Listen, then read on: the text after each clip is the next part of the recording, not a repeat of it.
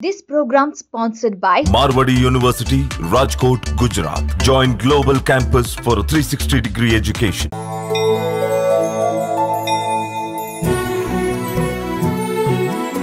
నమస్కారం, welcome to I dream. నేను మీ విజిత. ప్రస్తుతం మనతో పాటు ఉన్నారు ప్రముఖ ఆధ్యాత్మికవేత్త బ్రహ్మశ్రీ డాక్టర్ రాజన్ నంబూత్రి గురుగారు. ఇప్పుడు గురుగారితో మాట్లాడి పూరి ఆలయానికి సంబంధించిన నేలమాలికలు తెరుచుకున్నాయి అనే విషయం మనందరం వింటున్నాము. దానికి సంబంధించిన పూర్తి వివరాలు ఇప్పుడు గురుగారితో మాట్లాడి తెలుసుకుందాం. నమస్కారం గురుగారు. నమస్కారం. గురుగారు, పూరి జగన్నాథ స్వామి వారికి సంబంధించిన రత్న భాండాగారం నేలమాలికల తలుపులు తెరిచారు, 3 తలుపులు అని చెప్పి సుమారు 46 సంవత్సరాల తర్వాత ఇంచుమించుగా ఈ తలుపుల్ని తెరిచినట్టుగా మనం వింటూ ఉన్నాం ప్రస్తుతం 2 రోజుల నుంచి.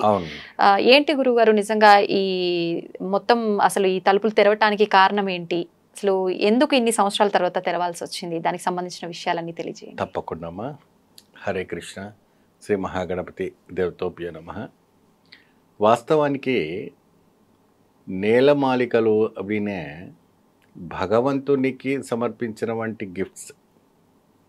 అంటే ఎప్పుడైతే కూడా గజపతి మహారాజు కావచ్చు, చోళ రాజు కావచ్చు, సింగ్ రాజులు కావచ్చు, లేదంటే నేపాల్ రాజు వాళ్ళు కావచ్చు, ఎవరైనా కూడా ఒక రాజ్యాన్ని వెళ్ళిన తర్వాత గెలుపు చేసిన తర్వాత అక్కడ ఉన్నటువంటి సంపదను భగవంతులకు ఇవ్వటం అనేది అప్పుడు పురాతనం నుంచి వచ్చేటువంటి ఒక ఆచారం.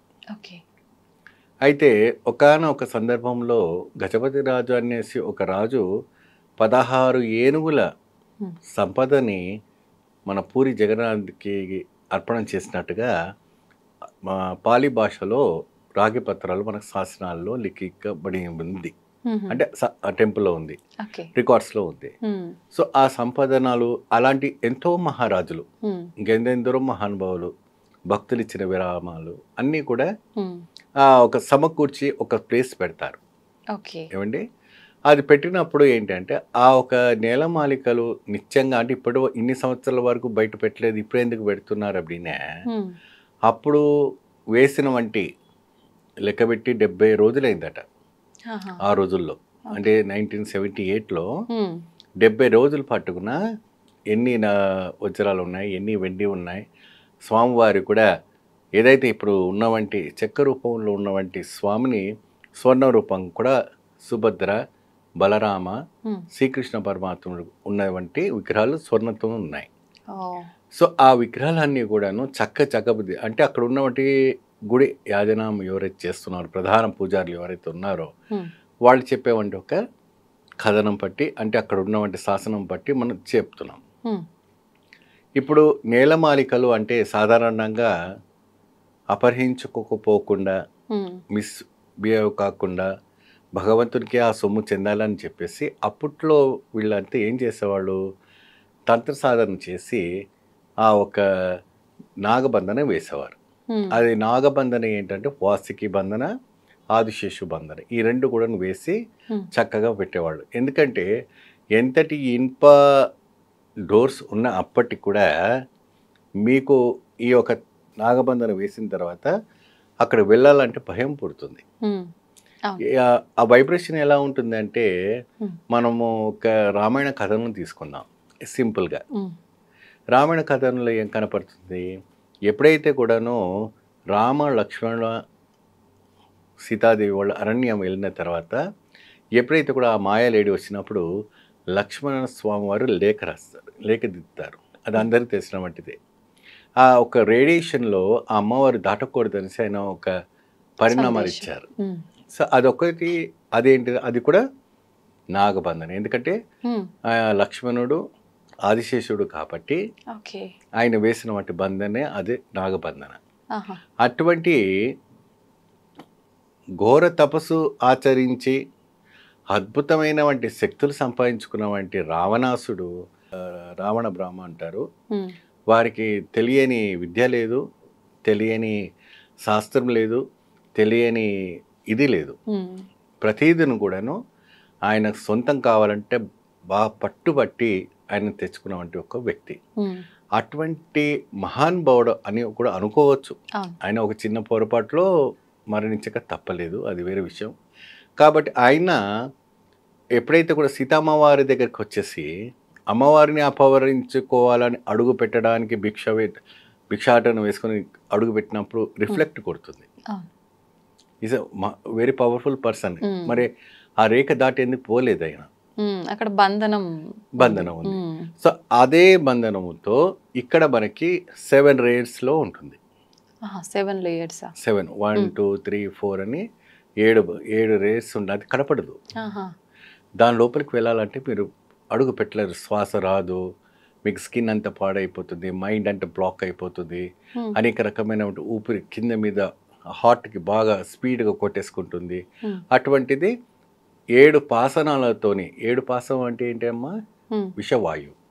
ఓకే, విషవాయువుతోని మంత్రంతో తంత్రంతో అవి బంధన చేసి లాక్ పెట్టేస్తారు. సో అది ఎప్పుడైతే కూడా తిరిగి మళ్ళీ సంపద తెరుచుకోవాలి, మళ్ళీ మనం లెక్క పెట్టుకోవాలంటే గరుడ శాసనంతో, గరుడ మంత్రంతో 41 రోజు పాటు కూడా యజ్ఞం చేసి గరుడ మంత్రంతో ఆ ఒక ఆలయాన్ని తెరవబడుతుంది.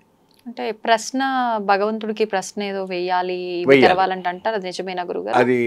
అది చాలా ఎప్పుడైతే కూడా ఇవన్నీ తీసేయక ముందు ఇవంతా కూడా ప్రోగ్రామ్స్ ఎప్పుడైతే కూడా జరగక ముందు దైవ ప్రశ్న వేస్తారు. ఇప్పుడు మీరు చెప్పిన గరుడ ప్రాసెస్ అంత ముందేనా ఇది చేయాల్సింది? ఇవన్నీ కూడా జరగక ముందు దైవ ప్రశ్న వేస్తారు. అంటే ఇప్పుడు స్వామివారి రథయాత్ర ఉత్సవం జరుగుతుంది కాబట్టి ఇప్పుడు గుండెజీ మాత దగ్గర ఉన్నారు ఆయన. ఇప్పుడు నేలమాలికలు తీసినప్పుడు స్వామివారు లేరు అక్కడ నుండి ఒక 12 కిలోమీటర్ల దూరంలో ఉన్నారు. బట్ అయినప్పటికీ కూడా నాకు తీసి అంటే అదంతా కూడా ఒక ప్రాసెస్తో చేస్తారు. ఇదంతా ఎప్పుడంటే రాత్రి 12-1 గంటకు అట్లా కూర్చొని తెల్లారుజాముల వరకు కూడాను కఠోరమైన వంటి పెళ్లి కాని యువకులు ఉంటారు బ్రహ్మచర్యంతో. అలాంటి యువకులను పెట్టి ప్రశ్న వేసి దేవ ప్రశ్న అంటారు దాన్ని. ఆ ప్రశ్న వచ్చిందంటేనే వాళ్ళు వస్తుంది కదమ్మంట, దాని ప్రకారంగా వాళ్ళు ప్రొసీడ్ అవుతారు. అంటే ఇప్పుడు ఓపెన్ చేయొచ్చు లేదనేది దాంట్లో తెలిసిపోతుంది, దాని ప్రకారమే వీళ్ళు వెళ్ళాలి. ఓకే, అప్పుడు ఆయన జగన్నాథ స్వామి వారు పర్మిషన్ ఇచ్చి తర్వాతనే వీళ్ళు అంత ముందుకు అడుగు పెట్టడము, అక్కడ కలశ స్థాపన చేయటము, గరుడమంత జపాలు చేయటము, హోమాలు చేయటము. ఆ ప్రాసెస్ అయిన తర్వాత గవర్నమెంట్ వాళ్ళు ఎంటర్ అవుతారు. అయినప్పటికీ ప్రాణమే కదమ్మా ఎవరికైనా కూడా. వాళ్ళు స్నేక్స్ యాక్సిడెంట్స్ కావచ్చు, ఇంకా ఎవరైనా కావచ్చు.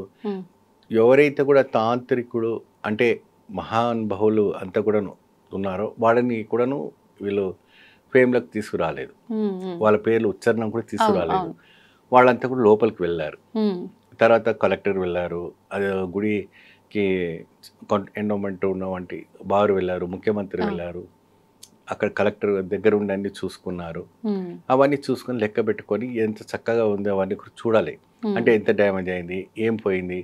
పురాణం అన్నవంటి పాలి భాషలో ఉన్నవంటి శాసనాలు ఈ రోజులో ఉన్నవంటి లేజర్ టెక్నాలజీతోని ఆ ఏ లాంగ్వేజ్ ఉన్నా మనకు అది అందులో పెట్టేస్తే మన లాంగ్వేజ్కి వచ్చేస్తుంది.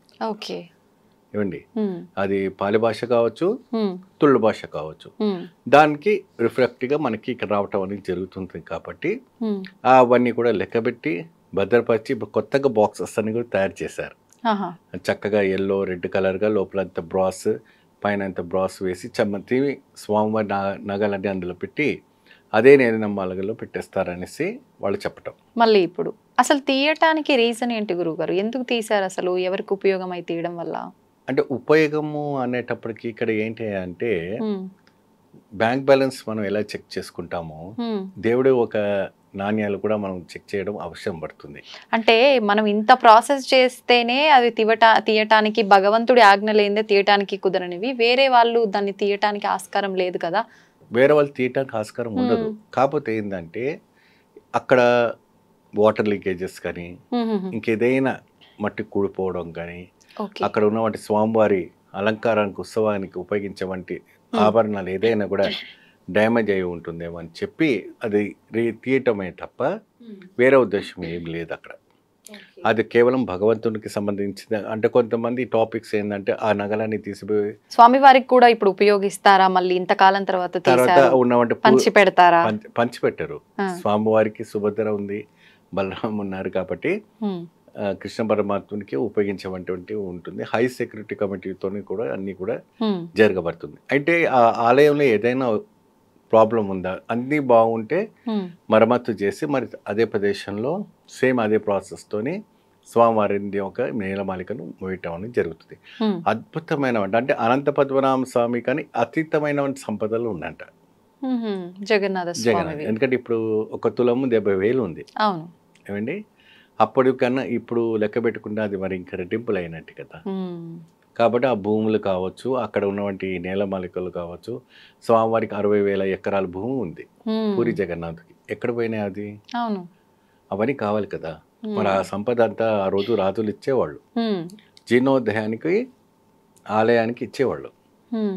మనం ఎట్టయితే బ్యాంక్ బ్యాలెన్స్ పెట్టుకొని స్కూల్స్ ఫీజుకి, ట్యూషన్ ఫీజుకి, దానికి దీనికి వెళ్తామో, స్వామివారికి నిత్య ధూపదీప నైవేద్యం అయ్యడానికి అక్కడ ఉన్నటువంటి భాండారం, భోజనం, అన్నదానానికి, కార్యక్రమానికి అన్నిటి కూడా కావాలి కదమ్మా. సో కాబట్టి ఇటువంటిది ఎప్పుడైనా కూడా ఆపద వచ్చినప్పుడు అక్కడ ఉన్నటువంటి ఆచార్యులు ఆ ఒక్క వస్తువులను తీసుకొని స్వామివారికి ప్రార్థనించి చేస్తారు. ఓకే, అయితే గురుగారు మొత్తం పసిడితో చేసిన బంగారపు విగ్రహాలే కూడా ఉన్నాయి నీలమాలికల్లో అని చెప్పి చెప్తున్నారు కదా, అది నిజమేనా గురుగారు? 100% నిజం.